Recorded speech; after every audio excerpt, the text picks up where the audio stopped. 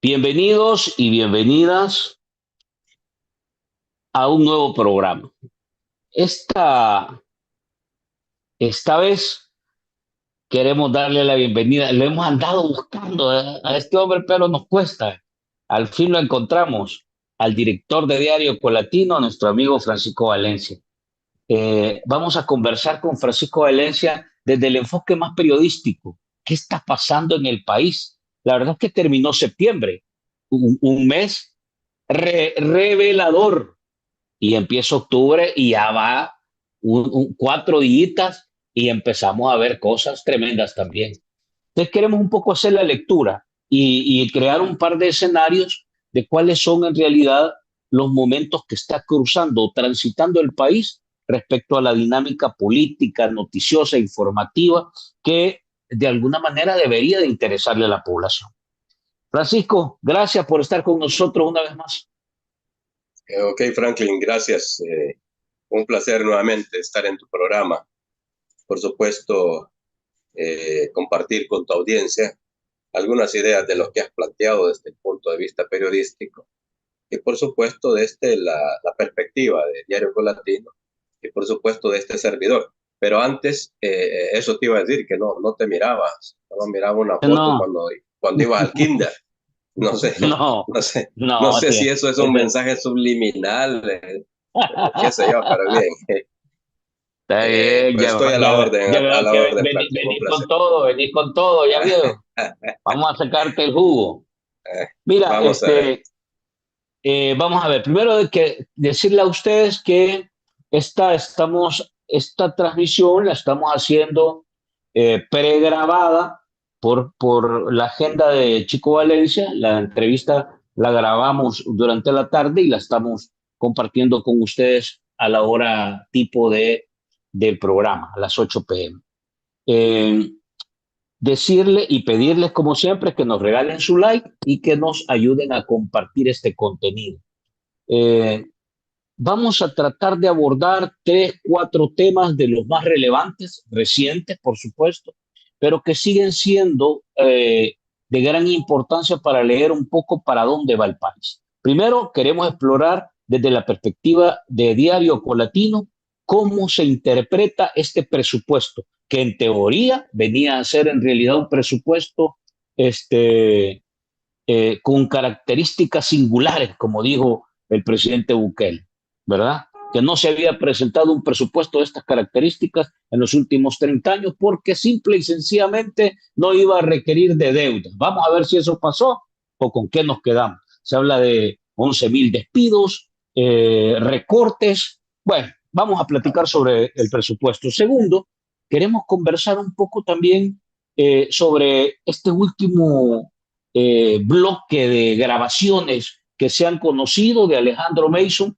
que pese a que lleva ya varios meses desde que fue declarado, digamos, muerto, en condiciones sumamente extrañas, sigue en realidad golpeando el entorno político de nuevas ideas desde el más allá. Y hoy vamos a tratar de interpretar con Chico Valencia qué es lo que está pasando, qué destapa estas grabaciones de Alejandro Mason. Y igual queremos explorar un poco qué pasó con estos nombramientos de los magistrados, el último, digamos, movimiento que ha hecho Nuevas Ideas para poner gente, algunos dicen que en realidad con la característica de ser sumisos al régimen. Vamos a ver qué dice Chico Valencia. Y finalmente, estos viajes, estas giras lujosas de Nayib Bukele, el encuentro en Argentina, y por qué en realidad Nayib Bukele prefirió irse a reunir con Milei y no ir a la toma de posesión de la primera mujer presidenta de los Estados Unidos mexicanos, un aliado importante para El Salvador. Chicos, empecemos entonces eh, con esto del presupuesto. Se presentó ya el presupuesto, en esto, digamos, tuvo totalmente coherencia el anuncio de Nayib Bukele, que lo iba a presentar a tiempo, lo presentó a tiempo. Sin embargo, es un presupuesto con características singulares, y no habíamos visto un presupuesto con tanto recorte, con una plataforma de despidos, de miles de despidos, y luego las prioridades. ¿Qué te dice al leer este presupuesto? ¿Qué es lo primero que te viene a la mente? ¿Para dónde va este gobierno, Chico? Mira, en primer lugar, yo creo que el presupuesto ha sido presentado respondiendo a las exigencias del Fondo Monetario Internacional. Recordemos que ha salido a la luz pública que el gobierno ha seguido negociando con el FMI, Fondo Monetario Internacional, justamente para obtener los 1.300 millones o 1.500 millones que este gobierno va a necesitar en los próximos 5 años en la presidencia. Y quiere garantizar ese dinero. A partir de que, obviamente, los, eh, los certificados del tesoro, las letes, los CETES, no sé cómo se llaman hoy, cambian nombres seguido esas cosas, pues obviamente parece que ya esa caja chica no la tiene el gobierno, es decir, están sacando fondos de los bancos. Recordemos que el año pasado, a principios del año pasado, la deuda de corto plazo que tenían que pagar, pues la transfirieron para 3 años, para 7 años, porque el gobierno ha estado con ese problema de liquidez. Y ese problema de liquidez lo vemos incluso en obras. Muchas obras las paralizan momentáneamente. Cuando digo momentáneamente, pasan semanas y en algunos casos hasta meses. Por ejemplo, la construcción del Hospital Rosales, aquí cerca del Diario Colatino, por el Parque Bucatlán, pues el año pasado tuvo varios atrasos, varias suspensiones. ¿Por qué? Por falta de liquidez, por falta de fondos. Y así otras obras pequeñas siempre también las paralizan por falta de fondos. Entonces, este gobierno que ha entrado de verdad en una crisis de efectivo, pues obviamente quiere garantizar. Y la única forma ya es el Fondo Monetario Internacional, digamos por la cuantía y en alguna medida a lo mejor también por los intereses. Bueno, eso los economistas lo deben saber mejor. Yo estoy nada más en este caso repitiendo una idea que he escuchado periodísticamente. Pero el Fondo Monetario, acordate que impone muchas medidas y las medidas que generalmente impone siempre van a perjudicar a los más pobres, a los más débiles. Y por eso es que vemos un presupuesto, en primer lugar, con 93 millones menos para el Ministerio de Salud o para la salud, digamos, general. Eso es grave, que casi 100 millones se lo recorten a salud.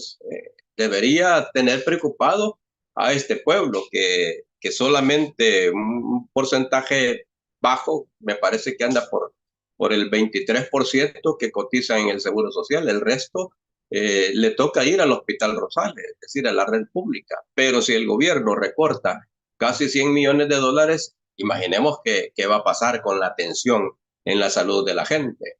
Alguno podría pensar que más de algún rubro lo van a privatizar.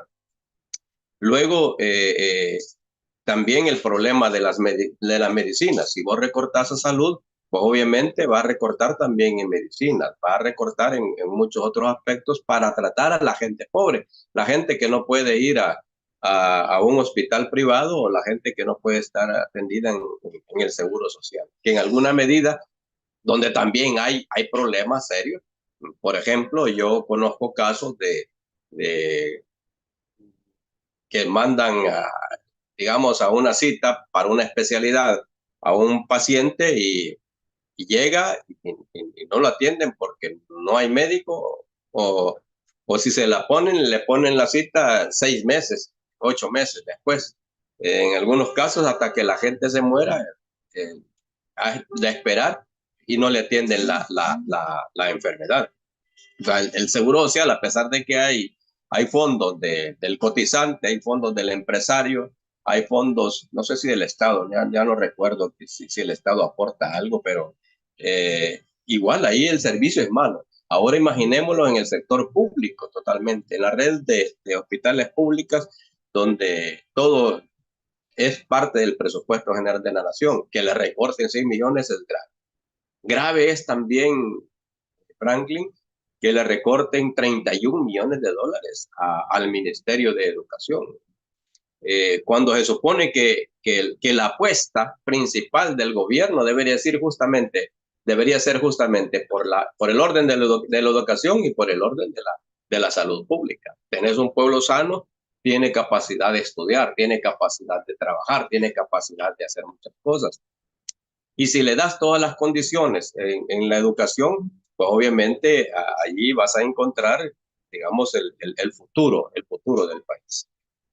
Pero ¿qué encontramos? Encontramos reducción en esos dos rubros que deberían ser los estratégicos, las prioridades de este gobierno que está vendiendo El Salvador como un país de primer mundo, fíjate bien, un país de primer mundo. Pero ¿cómo vamos a ser primer mundo si en la educación somos casi los últimos? Hay varias mediciones de carácter internacional donde El Salvador en su parte educativa, la verdad es que anda muy mal, salvo esas alegrías que dan, por ejemplo, programas de la universidad todavía, de la Universidad de El Salvador, la Universidad Nacional, de las famosas olimpiadas de físicos, olimpiadas de matemáticas, olimpiadas de lenguaje, pero esa es una islita, eso no es El Salvador, esos son eh, jóvenes talentos, como le llaman los mismos programas, pero que son muy escasitos, pero eso no representa la realidad educativa del país. Y entonces cuando venís y te recortan el presupuesto, pues obviamente no hay posibilidad de que el país crezca. Los países crecen a partir de la salud y la educación. Vamos a la Universidad de El Salvador. La Universidad de El Salvador le dejan el mismo presupuesto de este año, pero recordemos que a la Universidad de El Salvador le deben del presupuesto del año anterior cerca de 40 millones de dólares. Entonces, debería ser todo lo contrario, sobre todo porque inclusive Bukele ha puesto, y esto es grave también, ha puesto en ofertas varias especialidades en salud en El Salvador y las está ofertando en Colombia. Como que si en El Salvador no hubieran médicos, como que si en El Salvador no tuviéramos universidades y buenas universidades, comenzando por la Universidad de El Salvador, la universidad pública, que tiene una buena enseñanza de medicina. En la Universidad de El Salvador vienen a estudiar de Panamá, vienen a estudiar de Nicaragua, vienen a estudiar de cualquier parte de Centroamérica.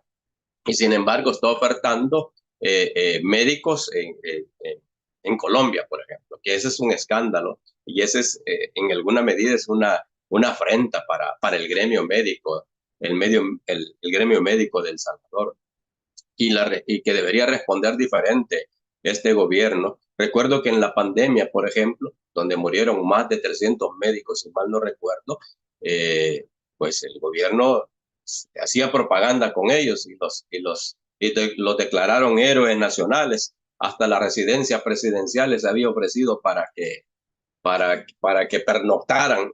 Creo que nunca lo utilizaron para eso, pero en la propaganda sí lo utilizaron. Entonces, ¿cómo es posible que hoy esos famosos héroes hoy son los villanos? ¿No?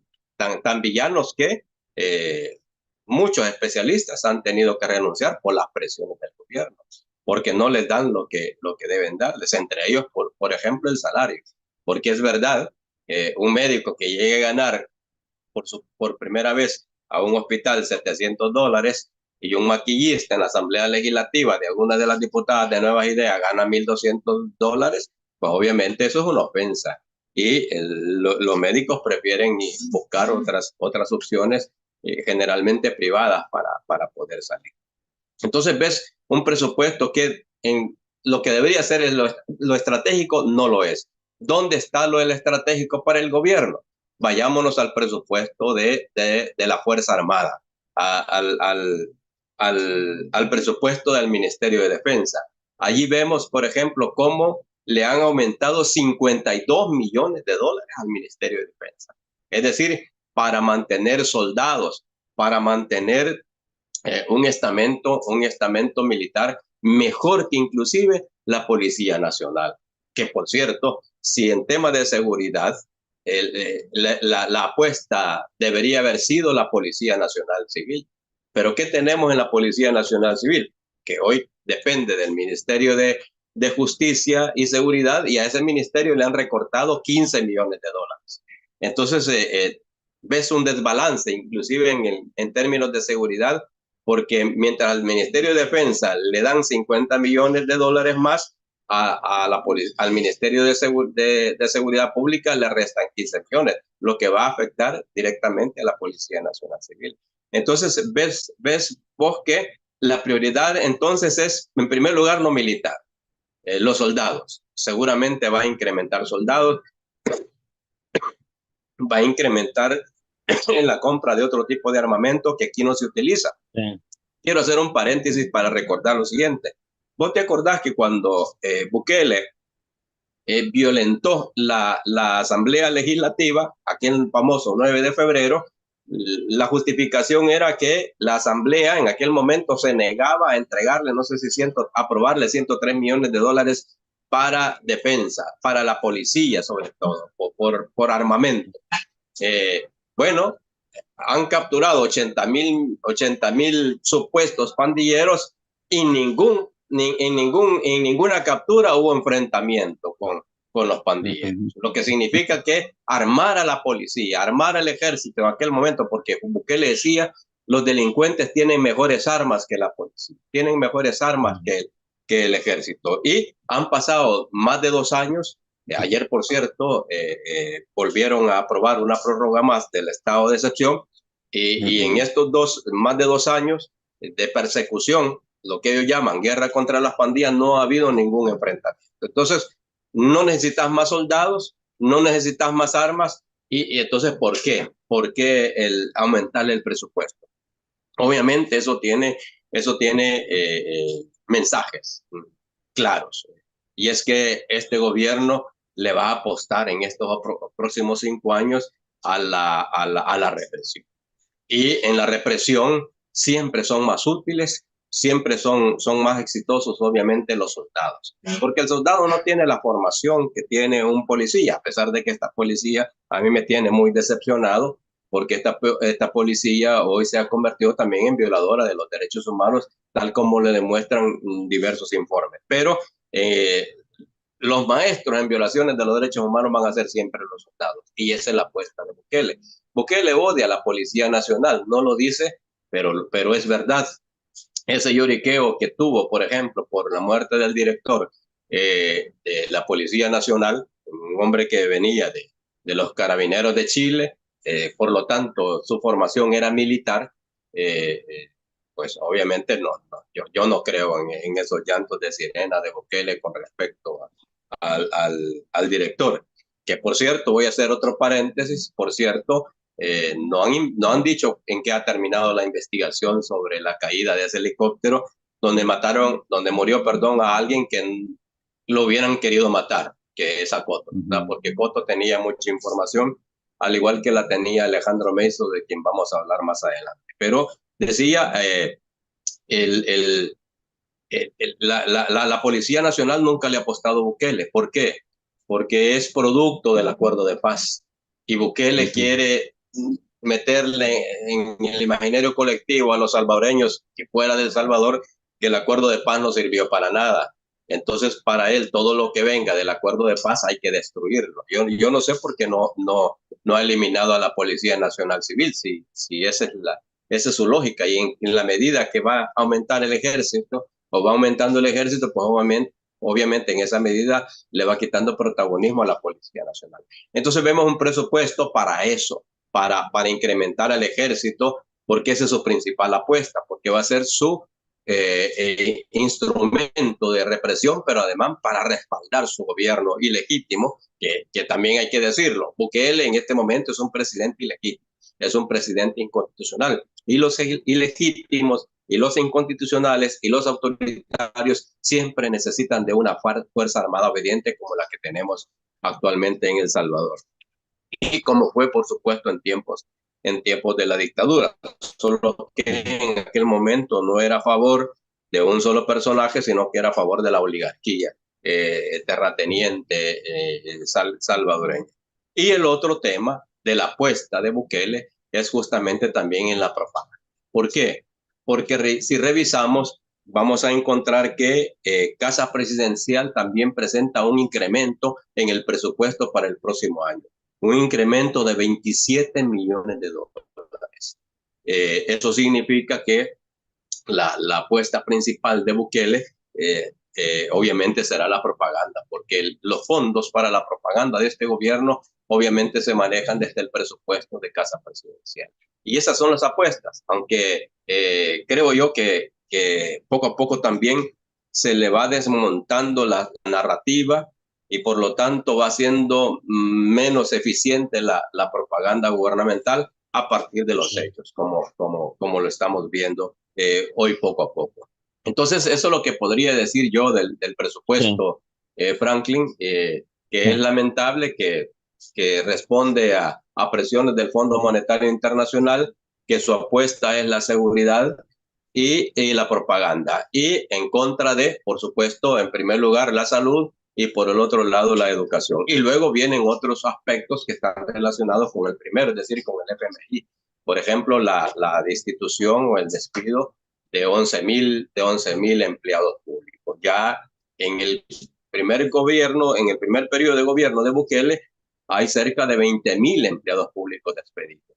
Y si aumentan esos otros 11,000, pues vamos a tener más de 30,000 empleados públicos, obviamente despedidos, sin posibilidades, algunos de jubilarse y otros sin posibilidades de llevar el sustento diario, con el agravante que esta gente no va a poder desarrollar sus actividades productivas o sus actividades empresariales como suelen hacerlo en un país pobre, en un país tercermundista, que no hay opciones de trabajo y entonces la gente se va a la calle a vender cualquier cosa. Eso también se les dificulta porque este gobierno se ha caracterizado porque no quiere a la pobredumbre en las calles, porque quiere nada más que la gente vea luces, que vea cosas superficiales. La pobreza, por ejemplo, no le interesa que los turistas lo vean. Y esa es otra apuesta también del gobierno, el tema del turismo. Por eso yo no sé, cuando fue a Argentina, decía que a lo mejor eso le hizo clic a los senadores, de Argentina, porque justificaba que en El Salvador no había despidos en agricultura, no había despidos en turismo, no había despido bueno, dijo en tres lugares. En el resto sí había despidos, pero ¿cómo puede hablar de despidos en turismo? Si en turismo lo que, lo que desarrollan allí, la labor son el turista que viene, por supuesto, y por el otro lado el empresario, el dueño de los hoteles. El Ministerio de Turismo hace muy poco ahí. A lo sumo lo que ha hecho este gobierno y que lo seguirá haciendo es crear leyes para evitar que los empresarios en el turismo no paguen impuestos, que es grave, por cierto, para el país. Así las cosas. Yo esperaría que en los próximos meses, sobre todo después que aprueben el presupuesto a finales de este año, si no es que antes, pues yo esperaría que la gente del sector público, sobre todo de salud y de educación, pues se tomen las calles para denunciar ante la gente lo que está pasando en ese sector y lo difícil que es. Mañana vamos a sacar una noticia, Franklin. Invito a tus oyentes que nos busquen en nuestra web, que va a ser el tema principal que hemos descubierto.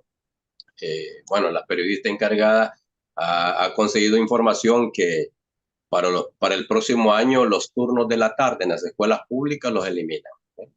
Imagínate lo grave que eso va a ser para el país.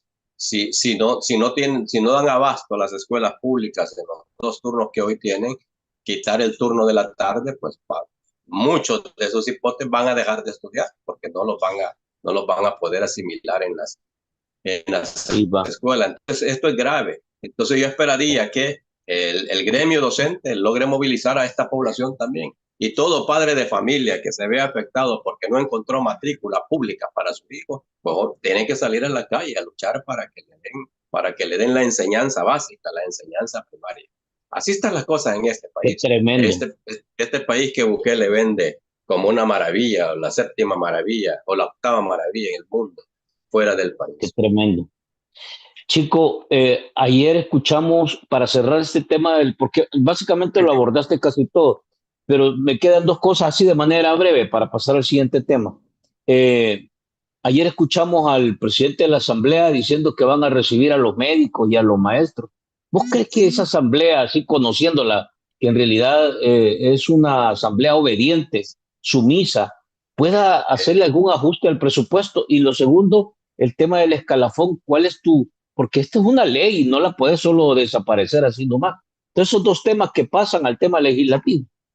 Bueno, primero lo que dijo Castro, en efecto, que iba a recibir a los médicos y que iba a recibir a los docentes, gremios bueno, no sé si dijo docentes, pero que esos sectores los iba a recibir. Pero él mismo dijo que al final, obviamente, van a aprobar lo que el Ejecutivo necesite.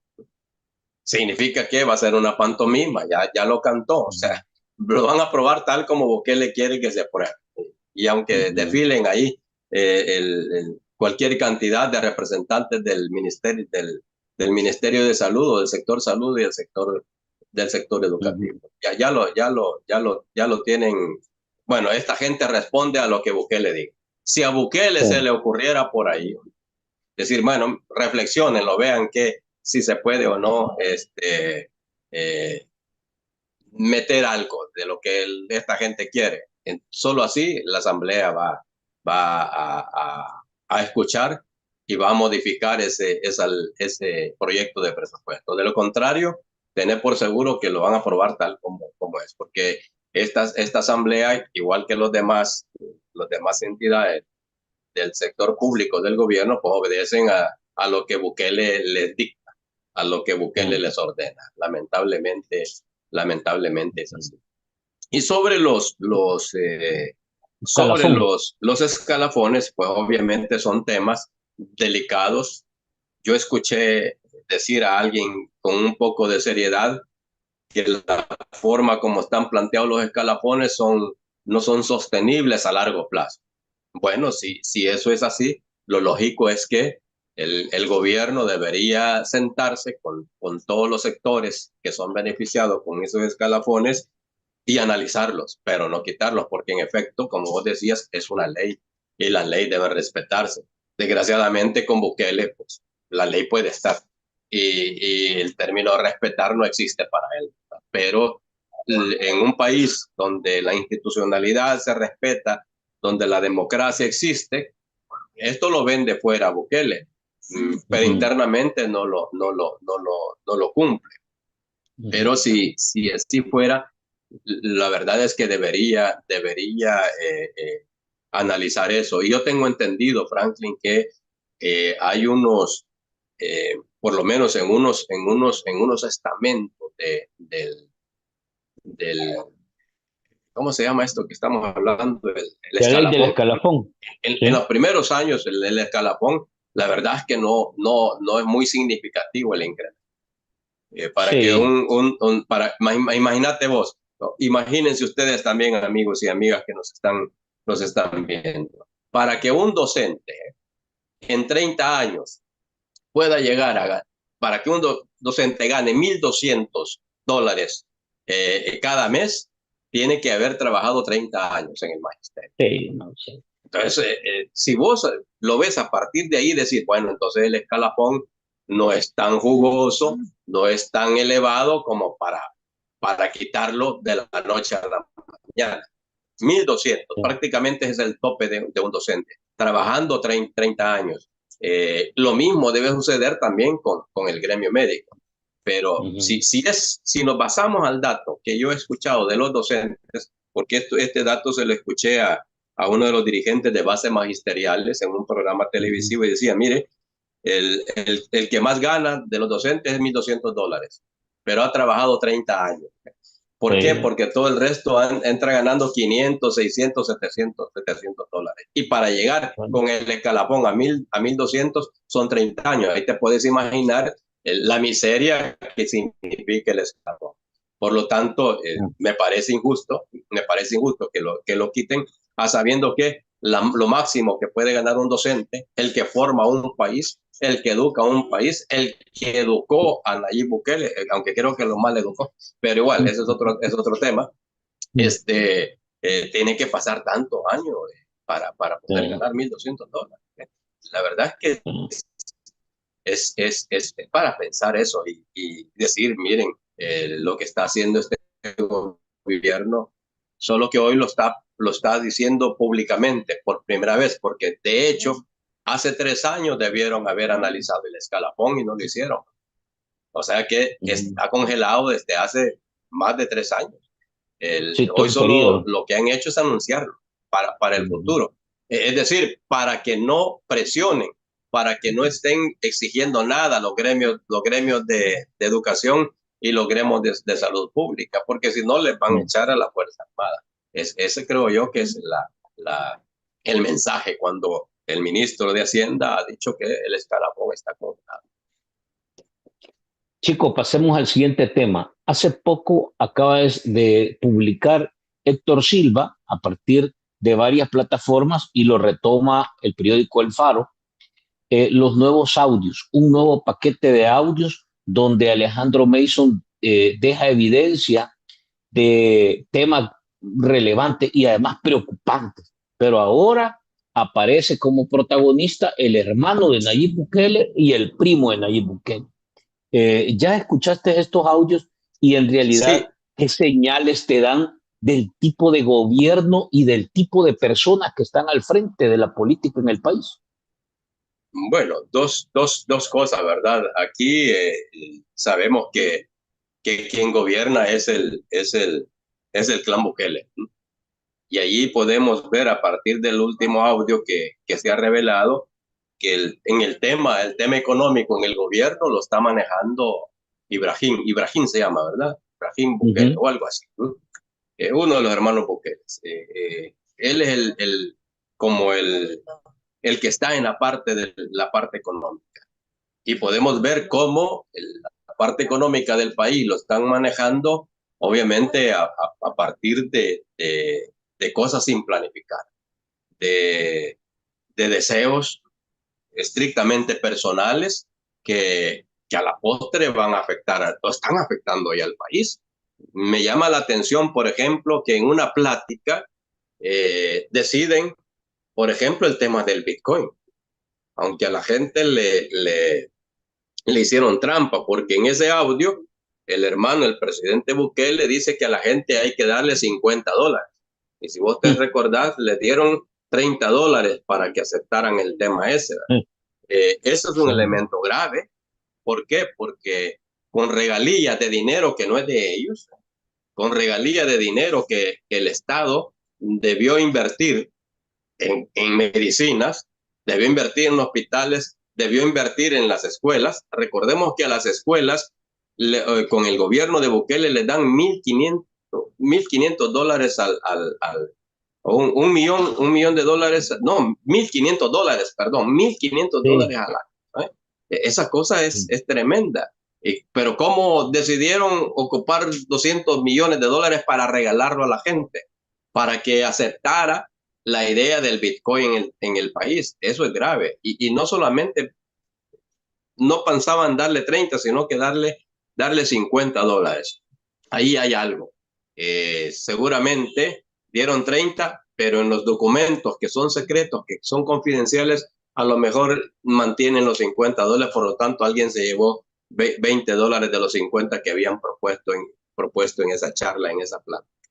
Y dos, la forma como van a respaldar el Bitcoin, que es grave. Es decir, un activo digital que representa muchos peligros por los altibajos, etcétera, pero dicen con todo descaro, miren, lo vamos a respaldar con letes y setes, es decir, Sí. con préstamos de los de corto plazo, ni tan siquiera de largo plazo como se suponía, sino que los de corto plazo que se paga más intereses. La verdad es que eso es grave. En este país, si la fiscalía, si la fiscalía funcionara, obviamente este es el momento que deberían estar investigando por lo menos al hermano del presidente Bukele, que es el de la idea y además el que al final es el que decide y decidió sobre el Bitcoin. No fue ni siquiera Bukele, sino que fue su hermano.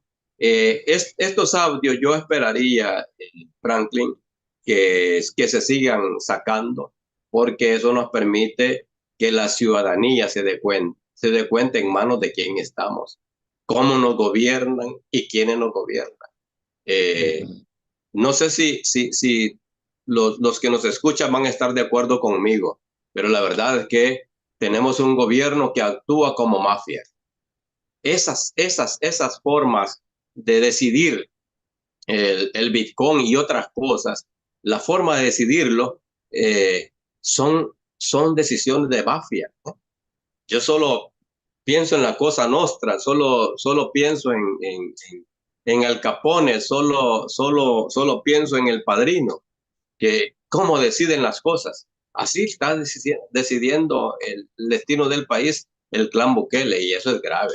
Y la gente debe enterarse que nos está dirigiendo un grupo de personas, de una familia que está haciendo las cosas de lo más inusual posible, pero además que en el futuro nos van a llevar a una situación complicadísima, a un desastre. El país no ha mejorado para nada. Veamos, por ejemplo, cómo la famosa inversión que supuestamente iba a venir con el Bitcoin jamás ha venido y los que vienen nada más son los turistas, pero para llevarse los dólares, ¿no? Porque aquí está respaldado con dólares, entonces vienen turistas, consumen, pero también se llevan dólares. Eso también hay que decir. El Bitcoin seguramente quienes más lo han aprovechado ha sido el crimen organizado, porque nadie lo controla. Y esperaríamos que a futuro conozcamos información de ese tipo. Pero en efecto, los audios y gracias al periodismo y sus técnicas de investigación, pues obviamente están ofreciendo al país información importantísima que nosotros, los medios, tu programa, los demás que estamos en ese deseo de informarle a la gente, de llevarle información distinta a la gente para que reflexione, para que conozca y para que decida en un futuro, es importante hacerlo, porque hasta hace poco el gobierno todo lo tenía oculto. Hoy poco a poco se van conociendo cosas y eso le va a ayudar a mucha gente. Por supuesto que va a costar, no va a ser de la noche a la mañana, pero hay que seguirlo haciendo.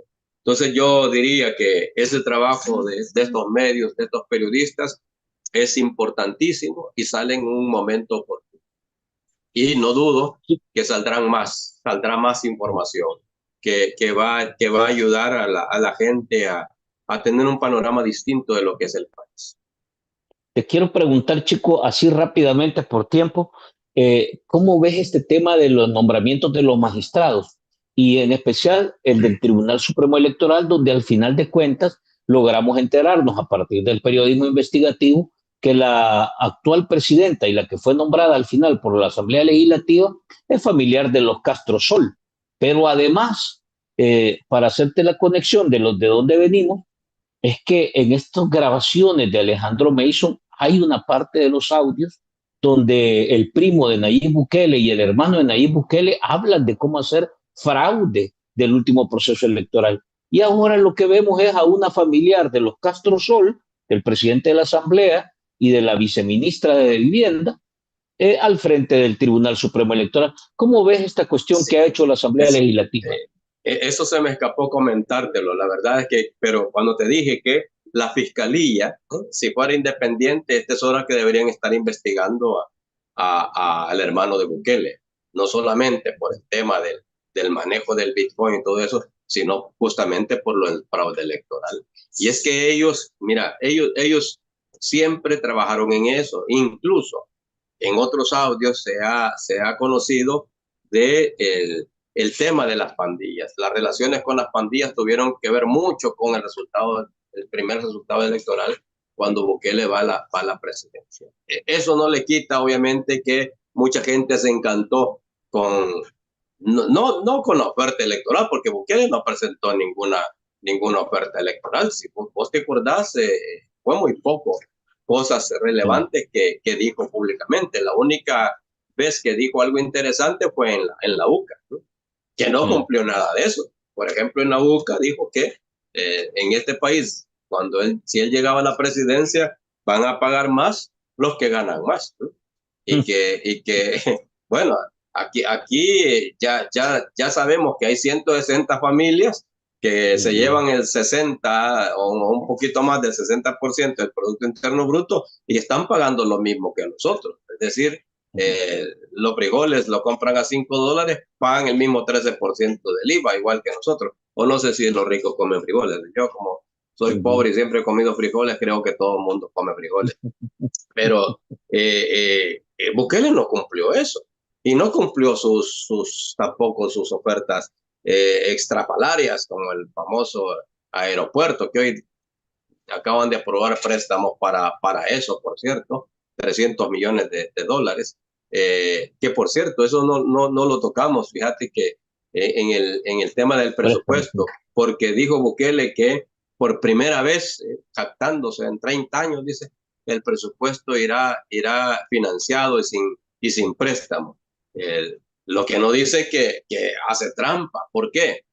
Primero, porque si vos te fijas en las últimas 2 semanas, la Asamblea Legislativa ha como corroborado el, el, el, el ingreso al presupuesto general de la Nación, o ha aprobado el ingreso al presupuesto general de la Nación para este año, cerca de 1.600 millones de dólares. Muchos de bonos. O sea que vendieron los bonos. Eso se aprobó hace rato, pero hoy ya tienen la plata y lo van a incorporar o lo han incorporado a este presupuesto. Sabemos que esos 1.600 millones de dólares no los van a gastar en 3 años. Si este gobierno en algunas instituciones gasta el 55%, en otras el 40% y otros el 30% del presupuesto. ¿Qué significa entonces esto? Que estos 1.600 millones no se los van a gastar. Entonces los van a tener disponibles para el presupuesto del otro año. Es decir, no van a hacer préstamos en los primeros 3 meses del otro año porque van a tener como respaldo los préstamos que hicieron antes. O sea, los préstamos los hacen antes para el presupuesto futuro. Esa es la animalada de este gobierno y ellos se creen muy listos por eso. Pero hay que decírselo a la gente para que la gente no crea que de verdad van a ejecutar un presupuesto a partir de impuestos. Eso no es verdad. Y seguramente no le va a alcanzar porque este gobierno es despilfarrador. Y entonces a mediados del otro año van a estar urgiendo de préstamos. Pero además el ministro y el mismo Bukele dijo que no iban a necesitar préstamos para el gasto corriente. Significa que sí para inversión. Entonces van a inventar inversiones y para hacer préstamos para ellos. Estoy seguro que así va a suceder y entonces el país va a seguir endeudándose más en los próximos años. Porque es la forma de trabajar de este gobierno. Sobre los Con magistrados, respecto a los ¿cuál es magistrados, tu opinión? mira, allí primero hay que leer lo siguiente. En primer lugar, ninguno de los abogados que creyó en el proceso de elección para los 15 candidatos, ninguno de esos 15, de los 9,000 abogados que fueron a votar, ninguno de esos 15 es magistrado. Todos vienen de la terna que envió el Consejo Nacional de la Judicatura. ¿Qué te dice eso? Lo que te dice es que han puesto a la gente que está comprometida a seguir aceptando lo que Bukele les ordene en la Corte Suprema de Justicia. Es decir, no hay ningún independiente. Pero es más, la gente un par de abogados, o 3 si mal no recuerdo, que fueron consultados en la Asamblea Legislativa, o entrevistados, mejor dicho, en la Asamblea Legislativa, fueron críticos, y de esos ni se supo cómo había, qué había pensado, cómo los calificó la comisión que estaba haciendo eso. ¿Por qué? Porque no necesitaban a alguien que sea crítico. Y estos, si escuchás, si cada uno de los que nos está escuchando fuera a buscar los archivos de las entrevistas que le hicieron a esta gente, todos, todos aceptando, en primer lugar, que el estado de excepción es necesario. Todos Sí. diciendo que la reelección es legal, es legal. Mira, dos situaciones suficientes como para decir estos son más de lo mismo. Estos Sí. responden a los intereses de Bukele, independientemente que sean académicos, que sean docentes, que vengan de la Universidad de El Salvador y que tengan ahí todo un palmarés. Pero cuando han dicho que están a favor de la ley del estado de excepción, cuando han dicho que estaban a favor de la reelección presidencial, eso te dice la verdad, qué intereses van a defender, que no son los intereses del pueblo, sino los intereses de Bukele, los intereses del gobierno. Chico, para cerrar, vimos a Nayib Bukele, de hecho, en el mismo ciclo, mientras la presidenta, la electa, digamos, asumía posesión, en México, la primera presidenta mujer de México que asumía posesión, Nayib Bukele había acordado con Milei reunirse allá en Argentina. Primero, ¿qué te parece el no haber estado en la toma de posesión de la presidenta mexicana? Y segundo, ¿qué es lo que destacas de ese encuentro de Bukele con Milei en Argentina?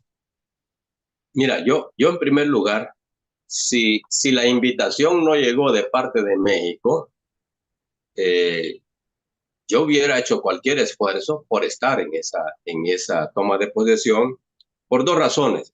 La primera, que es histórica. Una Pero mujer sí, por pero sí, primera vez. chico, solo para despejarlo, sí estaba la invitación, porque en una nota que aparece de Cancillería de México, aparecen que los únicos que no habían confirmado era El Salvador y creo que Nicaragua, no sé quién más. Pero ya estaba, Eso, y dice eh, que de Centroamérica habían confirmado Guatemala, Costa Rica, etcétera. Entonces sí no, hubo no, invitación. ok. Qué bien que lo aclara. Yo no me di cuenta de eso. Pero digo, yo hubiera hecho un esfuerzo por estar. Primero, porque es histórico que México, después de 200 años de independencia y de gobiernos, todos masculinos, que llegue una mujer es importante para la historia. Segundo, acordemos que México es el paso natural, obligatorio de los migrantes, y El Salvador todos los días suma migrantes. ¿Por qué le fue a decir allá a Argentina que los salvadoreños que se fueron por la guerra civil y luego por la guerra de las pandillas, hoy que Salvador es seguro, todos los salvadoreños quieren regresar? Eso no es verdad, por cierto, es falso. Lo que es verdad es que mucha gente, a pesar de que es Bukele el presidente, a pesar de que él está vendiendo un país de las maravillas, un país cool, la gente está yéndose para México. Bueno, ayer la presidenta de México estaba lamentando la muerte de varios migrantes, entre ellos parece que hay salvadoreños. Hasta hoy, Cancillería, no sé si a última hora ha dicho, pero la Cancillería salvadoreña no ha dicho nada, por ejemplo, de los salvadoreños que pudieron haber muerto en manos de soldados mexicanos ayer cuando atacaron un vehículo repleto de De migrantes. migrantes.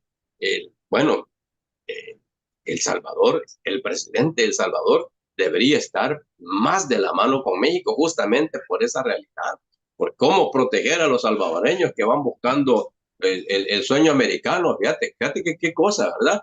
Que todos los días hay salvadoreños que van buscando el sueño americano en vez de estar buscando el sueño de Nayib Bukele, ¿verdad? Huyendo del sueño de Bukele, huyendo del mundo ficticio de Bukele. Entonces debería estar preocupado y no irse para Argentina, donde obviamente no se va a lograr mayor cosa. Argentina Lo único que se parece, lo que se parece entre Milei y Bukele, y a lo mejor eso es lo que los une, es que los dos están destruyendo el país. Argentina, con Milei, el 52% de la población ya está en pobreza.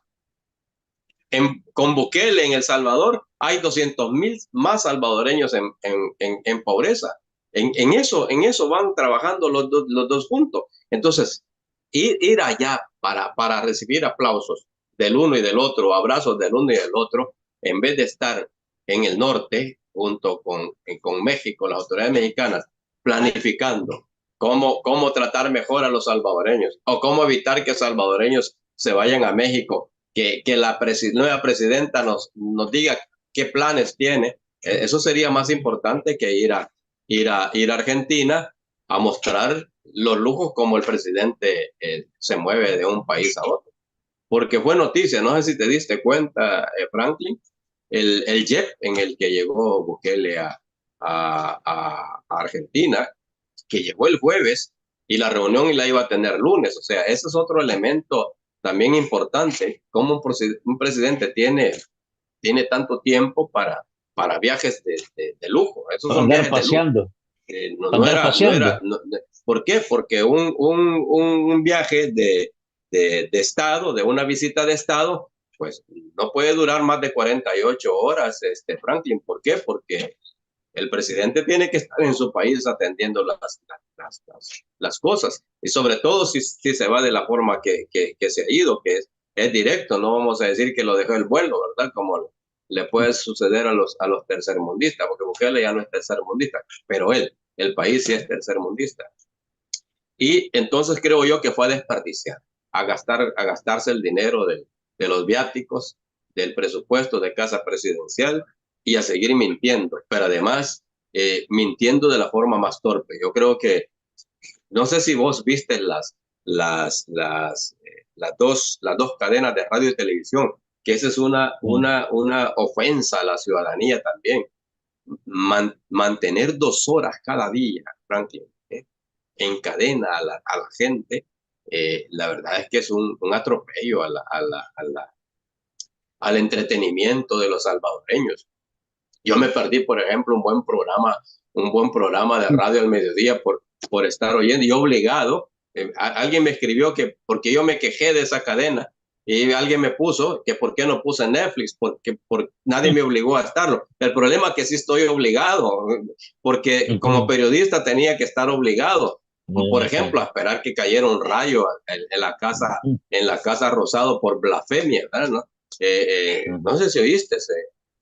Bueno, llegó gente a saludar a Bukele, pero no creas que eran masas, ¿eh?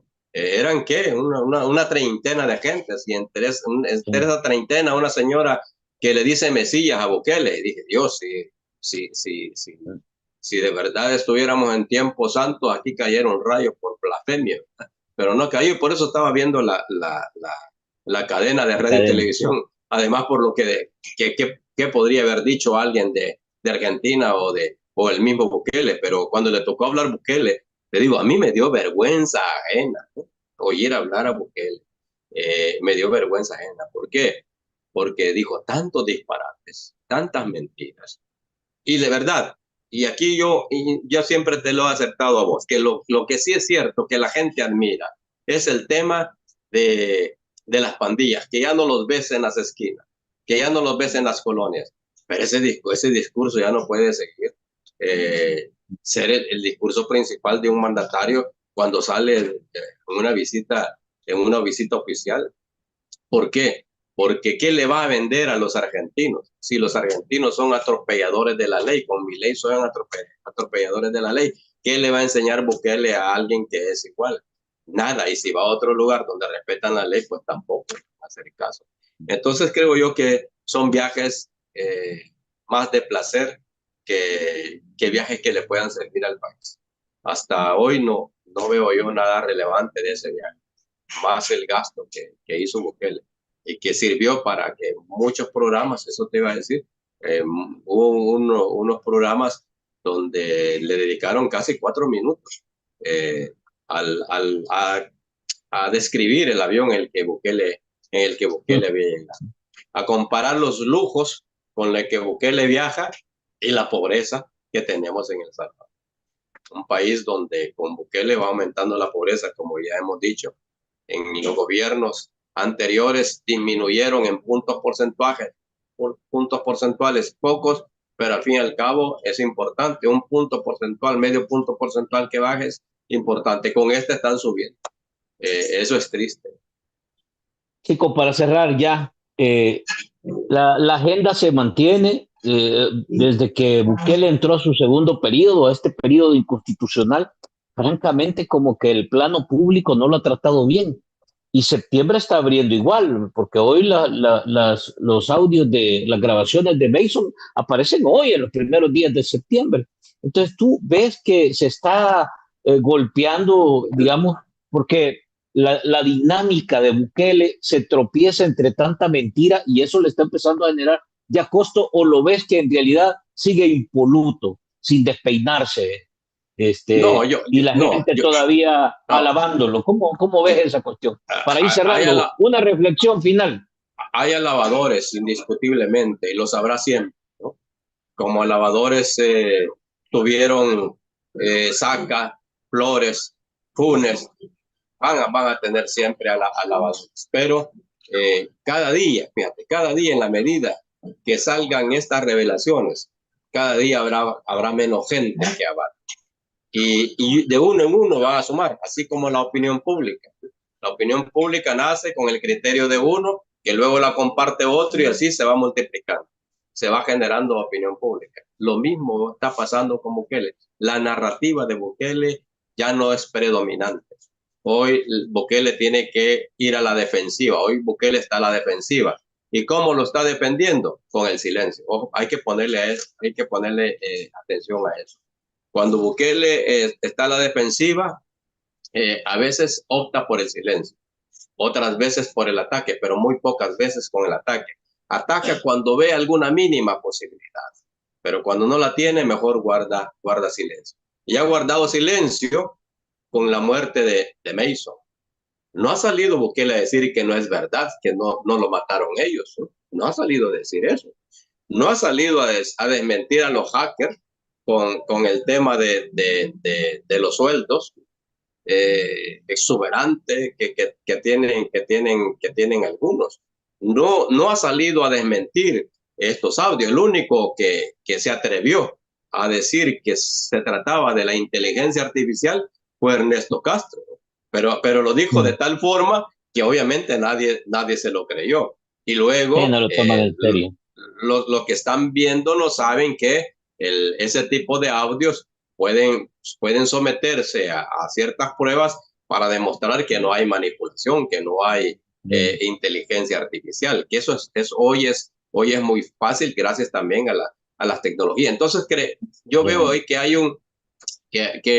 este gobierno está a la defensiva, que su narrativa no es tan poderosa como lo era hasta antes que pasaran todas estas circunstancias, sobre todo de aquella cadena de radio y televisión, donde Bukele aceptó que su partido está lleno de corruptos, donde Bukele aceptó que sus diputados son corruptos, donde Bukele aceptó que también él es corrupto. ¿Por qué? Porque acepta la corrupción de sus diputados.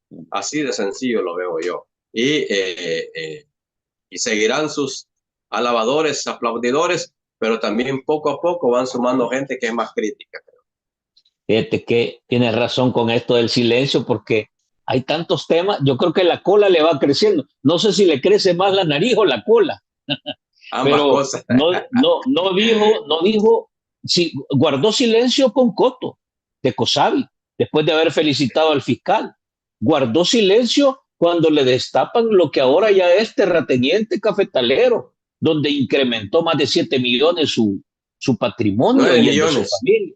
9 9 millones. millones. Entonces, guarda silencio por todos los muertos que han señalado en el sistema de justicia. Guarda silencio por los centros penales, quiero decir, guarda silencio por liberaron al croquis y a todos los cabecillas de pandilla. O sea, en realidad tiene tantos silencios que ya francamente se le va haciendo larga esa cola. En algún momento va a tocar que rendir cuentas, chico. Te agradezco, chico. el tiempo y hemos cerrado casi a tiempo, mira, chico. Qué bien, excelente. Ah, no, te agradezco, Bueno, muy buena reflexión. Y la verdad es que la idea aquí es ponerle elementos para que la gente reflexione, tome conciencia y trate de orientar mejor, porque el bombardeo que hace el oficialismo y el régimen es muy fuerte y la gente puede caer en esa tentación de la desinformación y la manipulación. Te agradezco, chicos, nuevamente. a la orden, un placer. Y gracias a tus radioescuchas. Bueno, no Bueno, sé si son televidentes, los que nos miran y nos escuchan. la comunidad digital ahora, porque aquí Ok. hay gente que te escucha, que te mira y el otro te Eh, imagina. Perfecto, excelente entonces. Bueno, amigos, nos quedamos hasta acá.